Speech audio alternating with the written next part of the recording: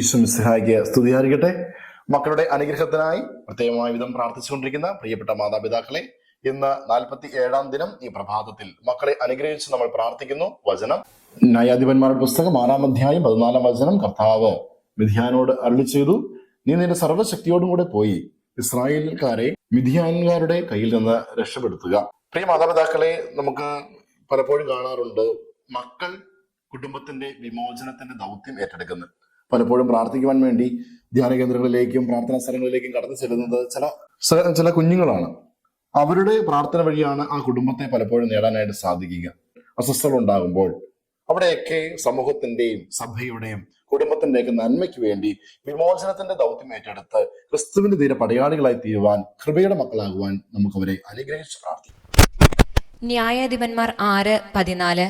കർത്താവ് ഗിദെയോനോട് പറഞ്ഞു, നിന്റെ സർവ്വശക്തിയോടും കൂടെ പോയി ഇസ്രായേലിലെ മിദ്യാൻകാരുടെ കയ്യിൽ നിന്ന് മോചിപ്പിക്കുക.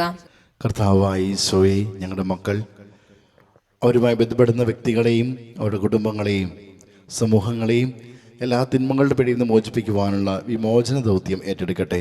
സ്വന്തം കാര്യം മാത്രം നോക്കാതെ മറ്റുള്ളവർക്ക് വേണ്ടിയും നിലകൊള്ളുവാൻ, നന്മയിൽ നിലകൊള്ളുവാൻ ഞങ്ങളുടെ മക്കൾ ശക്തിയായി മാറട്ടെ. ആമേൻ.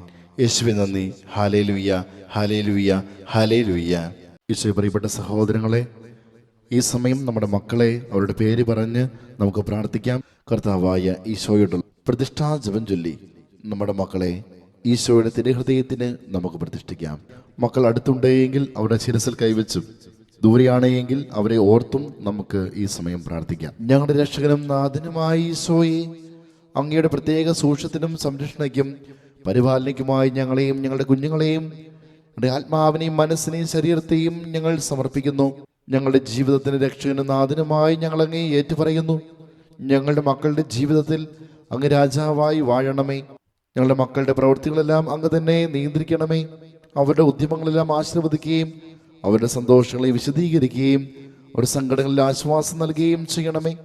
അവരുടെ ജീവിതത്തിൽ എപ്പോഴെങ്കിലും അങ്ങേ വേദനിപ്പിക്കുവാനിടയായാൽ അവരോട് ക്ഷമിക്കണമേ. അങ്ങനെ ഇന്ന് അകന്നു പോകുവാൻ ഞങ്ങളുടെ മക്കളെ ഒരിക്കലും അനുവദിക്കരുതേ. ഞങ്ങളെയും ഞങ്ങളുടെ മക്കളെയും ഞങ്ങളുടെ ജീവിതവുമായി ബന്ധപ്പെട്ടവരെയും എല്ലാ ആപത്തുകളിൽ നിന്നും അപകടങ്ങളിൽ നിന്നും സംരക്ഷിക്കുകയും അങ്ങയുടെ കൃപയിലും സമാധാനത്തിലും കാത്തു പരിപാലിക്കുകയും ചെയ്യണമേ. അങ്ങേ കണ്ട് ആനന്ദിക്കുവാൻ സ്വർഗ്ഗത്തിലെത്തുന്നവരെ എപ്പോഴും എവിടെയും അങ്ങയുടെ സ്വന്തമായി ജീവിക്കുവാൻ ഞങ്ങളെ എല്ലാവരെയും സഹായിക്കുകയും ചെയ്യണമേ. ആമേൻ.